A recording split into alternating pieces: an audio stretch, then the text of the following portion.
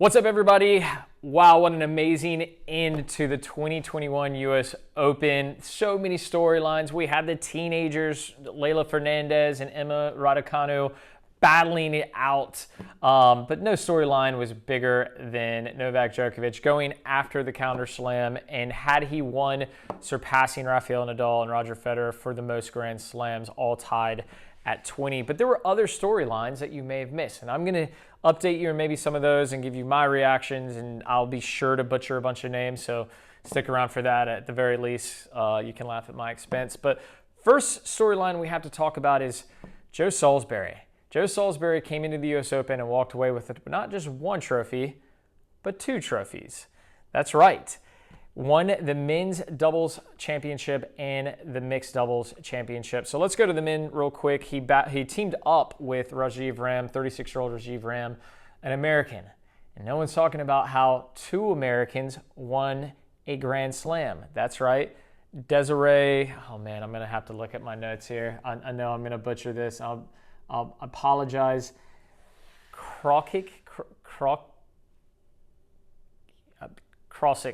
I'm trying. So she also, teaming up with Joe Salisbury, won the mixed doubles Grand Slam. So Britain Salisbury wins two Grand Slam titles, and two Americans also go home with hardware. So I think you kind of have to draw a line in the sand here. It's like you hear critics talk all the time about how why aren't more Americans winning the American Slam, and why aren't we more present in competition? Well, we have two Americans right here, but they won the doubles, so they don't make as much noise. We don't talk about them as much. Maybe that's why I struggle pronouncing their name. I don't know. But what strikes me is that if you look across the United States, and actually most of the world, if you look at what they're playing, what they're participating in tennis, they're playing doubles. So the parallels are a little bit funky. We don't pay attention to doubles on the big screen and in these Grand Slams, but in the afternoon we go to play doubles. I'm curious why. Leave your comments down below. Let me know what your thoughts are. What does that mean, right? Maybe it's not as exciting to watch. Maybe because the way doubles players mix and match who they play with, it's like, you end up rooting for an individual, not a team. I'm not really sure, but what I do know is that two Americans won at the American Slam at the US Open, and Britain's Joe Salisbury came away with two trophies, which is pretty incredible, quite the feat. And then we're going to talk about Sam Stosur and her ridiculous arms. No, but I mean, seriously, Sam Stosur has arms more impressive than I've ever had in my entire life, and I want to know what her secret is. Is it as an Aussie? Is it lifting those massive Foster cans, or just the hard work on the tennis court? I'm gonna bet she's had a Foster or two though. But she teamed up with Zhang Shui. I think I got that. My wife's calling. Fun fact: I didn't silence my phone. Sorry, honey. And they took down the final. They actually took a tight match against Americans Coco Gauff and Katie McNally. Checking out the scores here, 6-3, 3-6, 6-3. If you watch the match, the third set, all of it was a battle, but the third set, right when McNally and Gauff looked like they were going to take control, they just had it kind of slipped away by the vets, Stosur and Shui. Some coming up to net, dominating the net, putting pressure on the two youngsters, and taking home the hardware. So it's always cool kind of seeing the vets come through. So congrats to them. And then we've got to get into the women's final. All right. So, I mean, just stole the heart of everyone watching. And I'll be honest, for the first time in a very long time, I was glued to the women's side of things, a little bit more so than the men's side until we got to about the round of 16 quarters, because their storylines are so impressive. So let's first start with Leylah Fernandez. At 19 years of age, her road, I've got to look at this, I'll share this with you, but her road to the final in this, so for round two, she plays Kanepi, no easy match. She goes on to beat Osaka, the third seed, in a tight one. Fourth round, she beats Angelique Kerber, the 16th seed, and a vet, by no means an easy match. Quarterfinals, Svitolina in another tight match. Semifinals, Sabalenka, the 2 seed, and then finally went down to Raducanu in the final. So that's the 3rd seed, the 2nd seed, the 5th seed, and the 16th seed. I mean, that's an incredible just tournament. I mean, just to get that far. So I want to talk about a little bit something that I heard Chrissy Everett say and some of the other commentators, and they were talking about how tight she plays on the baseline and how as she continues to play in time, she'll learn to get off the baseline and play proper, like neutral and baseline. I disagree, Chrissy. I think part of her game that makes it so special is her ability to take the ball early and how tight she plays to the line. Her backhand redirect on the return of serve against Sabalenka was ridiculous. She's winning the battle of position on the return of serve, fighting off a 115-mile-per-hour serve. I haven't seen a player do it like that in a long time. In fact, Kerber is really the only player I can think of that plays that tight to the line and can play redirect. But I think with Fernandez, what makes her special is her wheels, her defense. She's automatically on offense with her ability to take the ball early, but even when she's forced out of position, her defense is absolutely incredible. So looking forward to big things from her. We shouldn't put any expectations on her or Raducanu. I mean, they're both young, but it's really going to be exciting to watch what they do with the remainder of 2021 and going into 2022. Raducanu, at 18 years of age, behaved as if she was in her late 20s, early 30s. She appeared to be a veteran. Her disposition on court was more impressive than anything that I could have seen. And same with Fernandez. I mean, Fernandez, I don't know if you saw after the match what she said to the New York crowd and the correlation with 9/11. I mean, just an incredible composure and maturity for both of these players. But Raducanu, I mean, superpower, right? Like just crushes the ball. What stood out to me more than anything, though, her net game. Have you seen anyone on the WTA come forward and put away volleys? And I mean, difficult volleys, hands for days. So a lot of big things in these two young ladies and their futures, but really enjoyed watching them. I really did. Fernandez staying forward and Raducanu coming to the net, super cool. So the storyline that everyone has been waiting for, Djokovic and Medvedev. So I've got a picture of him breaking the racket. That's not the storyline. It happened in the second set, but I just want to address it. And I think sometimes people,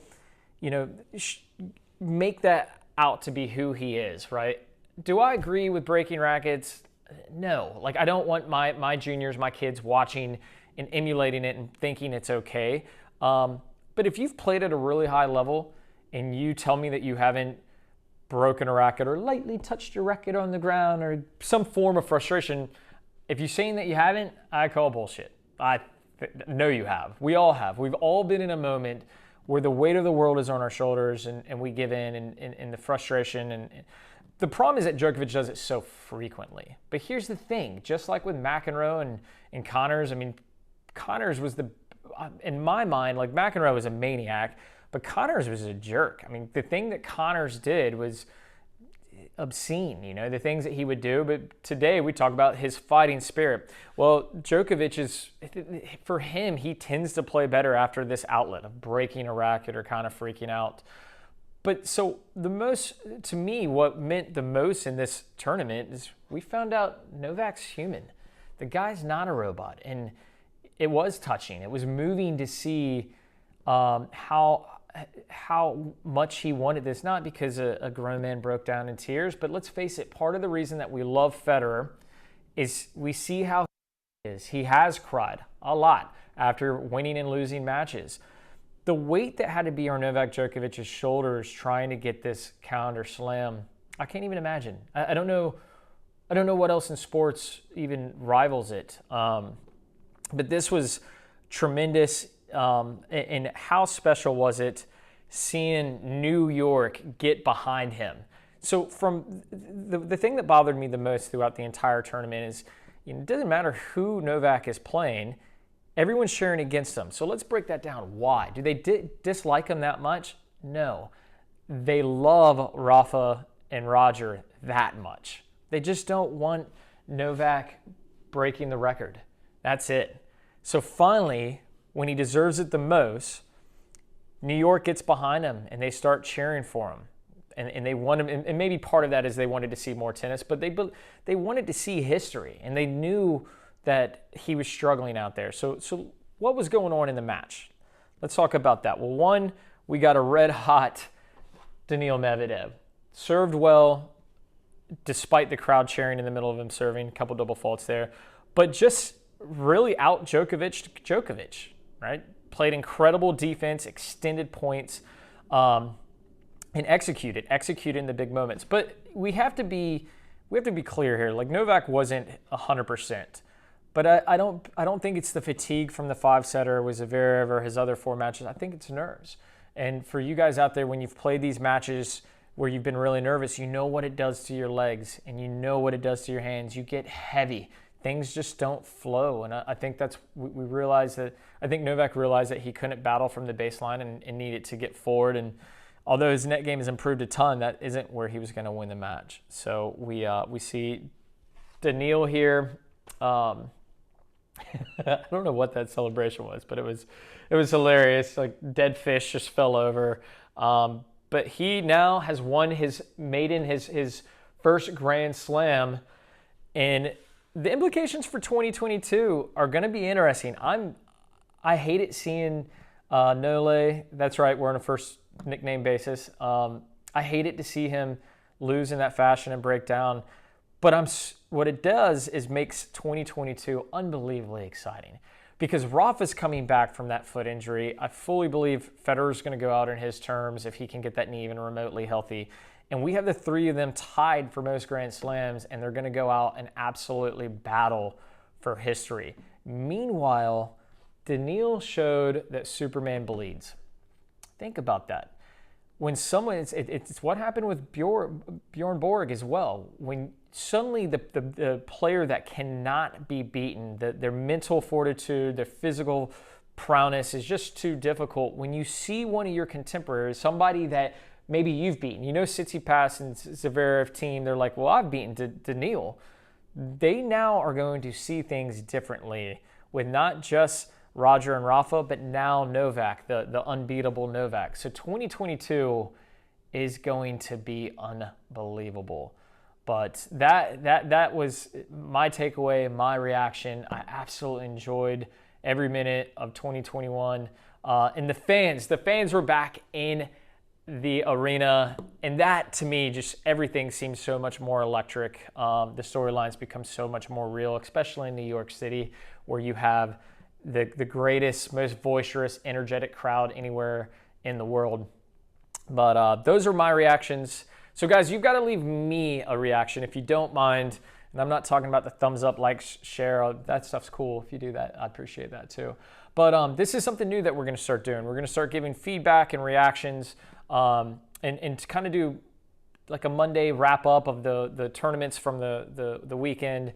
And if you dug this, if you think that we should be doing more of it, if you dig it, let us know in the comments. Tell us, and we definitely will. But guys, I really appreciate you watching, and I'll get on here and we'll talk soon. Take care, everybody.